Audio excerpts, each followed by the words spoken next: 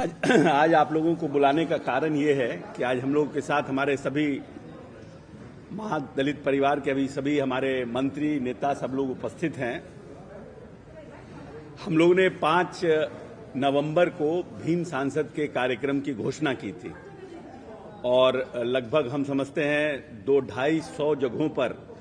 उससे ज्यादा जगहों पर हम लोगों का जिसको बोलते हैं दलित चौपाल का आयोजन हम लोगों ने किया था भीम सांसद के लिए। छोटे छोटे गांव में जाकर के, टोलों में जाकर के पूरी टीम प्रचार प्रसार कर रही थी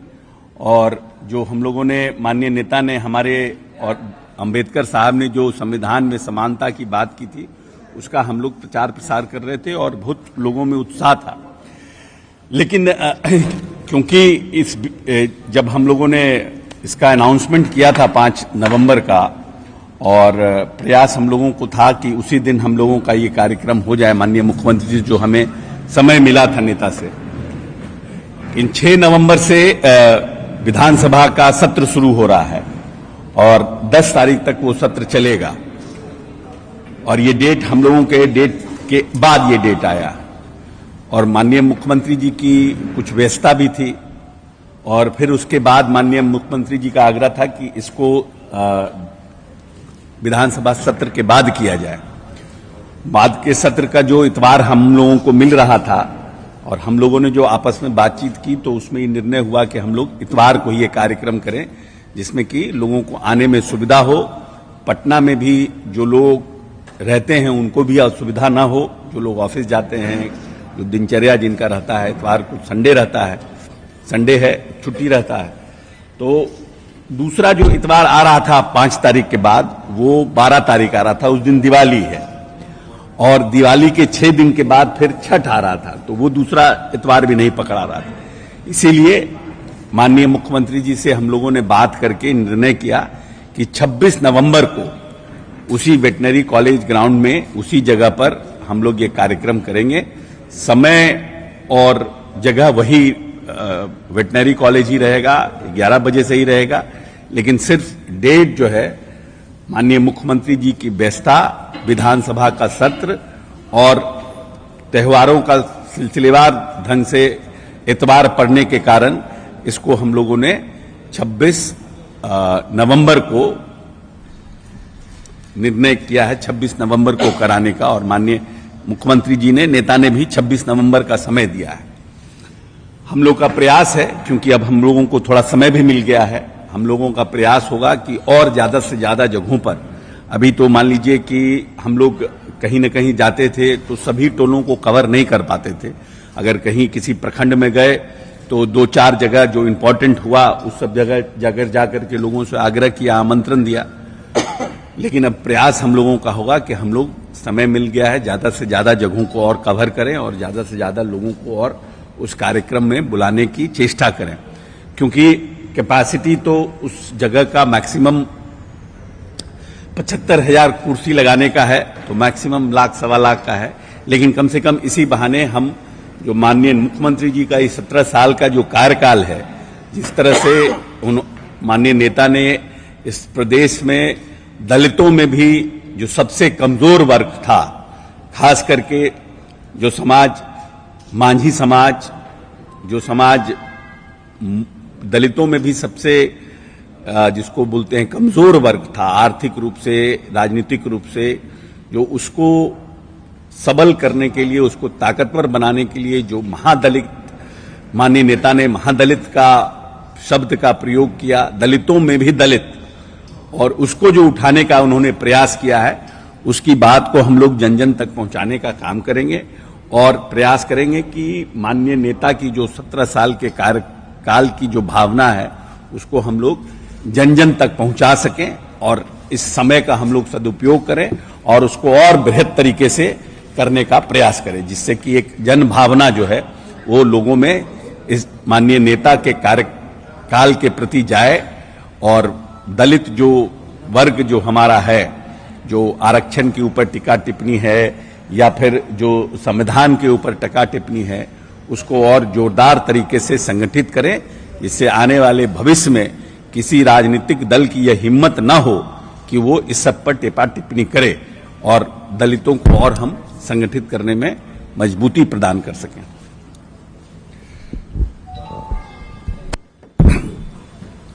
आप सभी को हमारा नमस्कार।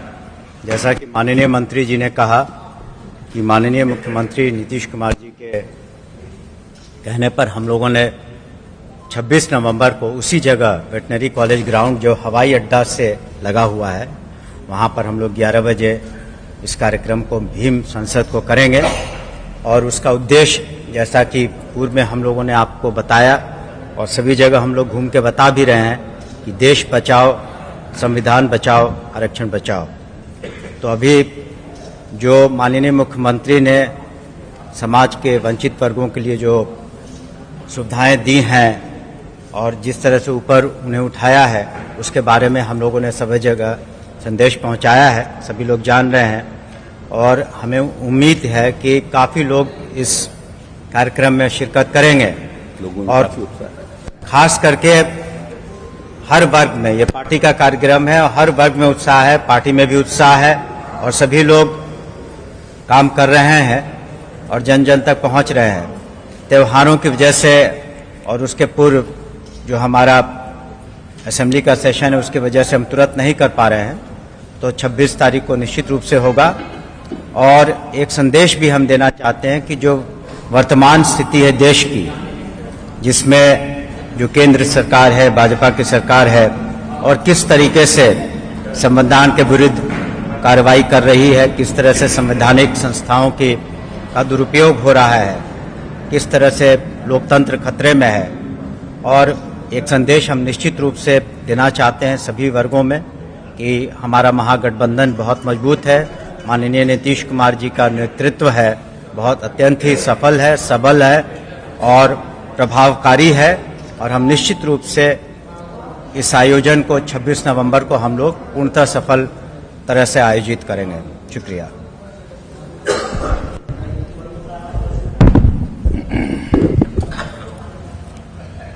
आप सभी को मेरा नमस्कार। हम लोग का जो निर्धारित समय था उसमें अपरिहार्य कारण और विधानसभा चलने के चलते 5 तारीख के कार्यक्रम को स्थगित किया गया है और 26 नवंबर को ये कार्यक्रम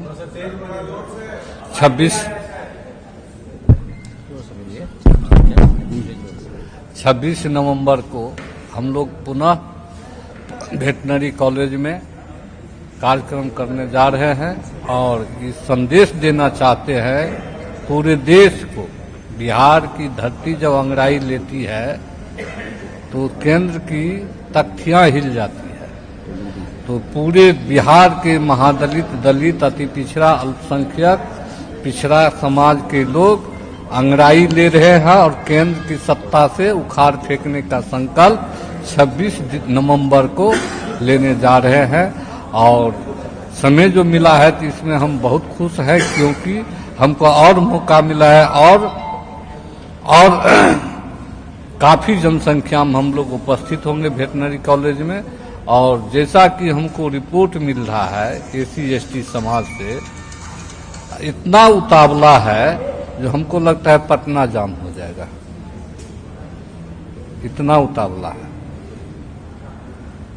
काफी उत्साह है लोग में। जो दल ने भ्रम फैलाने वाली पार्टी जो संविधान में छेड़छाड़ किया है, आरक्षण को खत्म कर दिया है और देश को गिरवी रख दिया है, उसके विरोध में पूरे बिहार नहीं, बिहार की SC/ST समाज अंगड़ाई ले लिया है और इसका मैसेज पूरे देश स्तर पर होगा और केंद्र की सत्ता को खाद फेंकेगी। धन्यवाद। चलिए बाबा एक सवाल सवाल ले लीजिए। हाँ, पूछिए। पत्थरबाजी किया गया, उसके बाद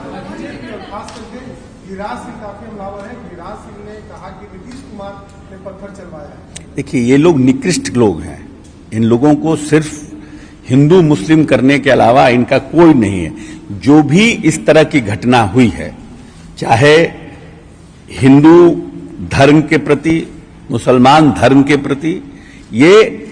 जितना इसकी निंदा की जाए उतना कम है। जो लोग इस देश में धर्म के नाम पर बवाल पैदा करने की कोशिश करते हैं और उसका राजनीतिक लाभ किसको होता है, कहीं भी अगर हिंदू मुस्लिम की घटना हुई उसका राजनीतिक लाभ किस पार्टी को होता है। जो लोग ये कहते हैं कि फलना पार्टी ने और फलना नेता ने ऐसा करवाया है, उनकी भावना क्यों होगी? क्योंकि हम तो जीवन भर प्यार बांटने में और जोड़ने की बात करने में लगे हुए हैं, तो हमें इस तरह का काम करने से क्या फायदा है? फायदा तो वो इस तरह के काम करवाने का प्रयास करते हैं जिनको राजनीतिक इससे फायदा होता है। इसीलिए गिरिराज सिंह जैसे लोग इस देश में जोड़ने की बात नहीं करते हैं। गिरिराज वैसे लोग, इस तरह की घटना की हम जितनी भर्त्सना की जाए उतना कम है, और प्रशासन पूरी तरह से सजग होकर वैसे लोगों को चिन्हित करके कार्रवाई कर रहा है। लेकिन गिरिराज सिंह का यह बयान कि नीतीश कुमार जैसे लोग इस तरह की घटना को अंजाम दे रहे हैं, हम समझते हैं कि राजनीतिक का अभी भी इनको पॉलिटिक्स का पी का पता नहीं है। जो व्यक्ति 24 घंटा जग करके ये प्रदेश महफूज रहे, ये प्रदेश में कैसे अमन चैन कायम हो, अपने पार्टी के नेताओं के साथ साथ भारतीय जनता पार्टी के नेताओं से लेकर आरजेडी के नेताओं तक को रात के 2-2 बजे तक फोन करके ये बात कहना कि आप सजग रहिए, आप वहां पर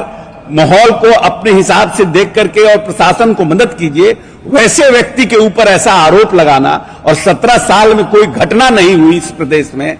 नक्सलिज्म को जिस व्यक्ति ने खत्म करने का प्रयास किया और खत्म किया, वैसे लोगों पर ये सब तरह का आरोप लगाना, तो यही है कि ये लोग किसी भी तरह से इस प्रदेश को फिर से हिंदू मुस्लिम के बवाल में फंसाना चाहते हैं। और प्रदेश को जो अमन चैन के साथ ये प्रदेश आगे बढ़ रहा है, 10.98 के ये विकास दर से जो प्रदेश आगे बढ़ रहा है, उसको किसी तरह से प्रदेश को कब्जा में करना, किसी तरह से ऐसा माहौल पैदा करना, हिंदू की भावनाओं को भड़काना, फिर से कहीं दंगा पैदा करा देना भावना भड़का करके, उसी में ये लोग लगे हुए हैं जिससे कि इनको फायदा मिल जाए राजनीतिक। लेकिन प्रदेश के लोगों को पता है कि यह प्रदेश में किस तरह के धर्म का उद्भव हुआ है। बुद्ध भी यहीं पैदा हुए, महावीर भी यहीं पैदा हुए, सम्राट अशोक भी यहीं पैदा हुए। इसीलिए इस तरह के चीजों से और गिरिराज जी जैसे लोगों से अब प्रदेश भी और देश भी ऊब चुका है।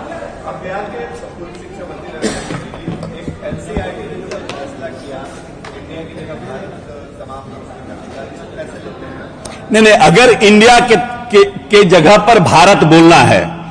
तो देश के प्रधानमंत्री को हिम्मत दिखाना चाहिए और पार्लियामेंट में स्पेशल लाकर के बिल लाना चाहिए कि अब इंडिया नहीं भारत होगा। ये अपने बैकडोर से एनसीईआरटी और फलना से क्या करवाते हैं? एनसीईआरटी को क्या है, एनसीईआरटी को क्या राइट है कि इस देश का इंडिया हो, भारत हो? इंडिया इंग्लिश में बोलते हैं, भारत हिंदी में बोलते हैं, इसमें क्या बिदंगड़ा खड़ा करना है? क्योंकि एक गठबंधन बन गया, इसके लिए आप पूरे देश का नाम बदलना चाहते हैं? इस देश का यह जरूरत है ना कि ये जो रहर का दाल 55 रुपया से 185 रुपया हो गया, देश ये चाहता है कि कैसे 100 रुपया से नीचे आए। 50 रुपया 500 रुपया पर जो आप सिलेंडर लेके घूमते थे सर के ऊपर, और आज 1100 रुपया सिलेंडर हो गया, देश ये चाहता है कि फिर से कैसे 500 रुपया से 300 रुपया सिलेंडर हो जाए। उस पर कोई कुछ बोलता ही नहीं है। इंडिया, भारत, 22 जनवरी को राम मंदिर के दिन, जिस दिन आप राम मंदिर की रामलला के आप प्राण प्रतिष्ठा कर रहे हैं, उस दिन इस देश में जो SC ST का बैकलॉग है, जो अति पिछड़ों का बैकलॉग है, उस बैकलॉग की बहाली अनाउंस कीजिए, तब हम मानेंगे कि आप सच्चे राम भक्त हैं। आपने अनुसूचित जाति जनजाति का बैकलॉग क्लियर नहीं किया, अभी तक देश में बैकलॉग बना हुआ है। आप बेरोजगारी के लिए उसी दिन रोजगार का मेला भी लगाइए पूरे प्रदेश में कि हम बेरोजगारी के दिन, जिस दिन रामलला की मूर्ति का निर्माण हो रहा है, उस दिन हम रोजगार मेला भी लगाएंगे। उस दिन आप महंगाई के लिए कटौती करने के लिए उस दिन भी करिए, तब ये कॉम्पैक्ट आपका ये कॉम्बिनेशन होगा, एक तरफ धर्म, एक तरफ रोजगार, एक तरफ महंगाई, तब माना जाएगा कि भारतीय जनता पार्टी इस देश के लिए लड़ रही है। आप सिर्फ राम मंदिर का निर्माण करा करके, रामलला को बैठा करके, जो गरीब सुअर के साथ जिसका बच्चा सो रहा है, जो बकरी के साथ जिस दलित का बच्चा सो रहा है, उसको भगवान रामलला से क्या मतलब है? जिस सनातन धर्म में आपने उनको अछूत मान के रखा, 70 साल की आजादी के बाद भी, आज तक 70 साल के आरक्षण के बाद भी उनको रोजगार नहीं मिला, और आप आउटसोर्स करके सब रोजगार को बांट दे रहे हैं, उसको क्या फर्क पड़ता है इससे?